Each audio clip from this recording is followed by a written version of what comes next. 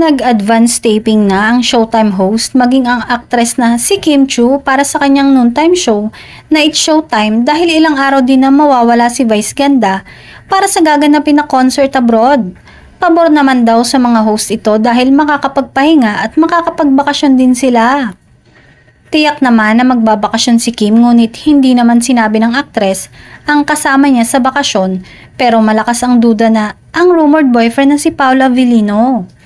Malihim na umano ang aktres sa love life nito at tama ang kanyang ginagawa para hindi pagpiestahan ng publiko ang relasyon nila ng aktor na hinuhulaan na magiging asawa niya.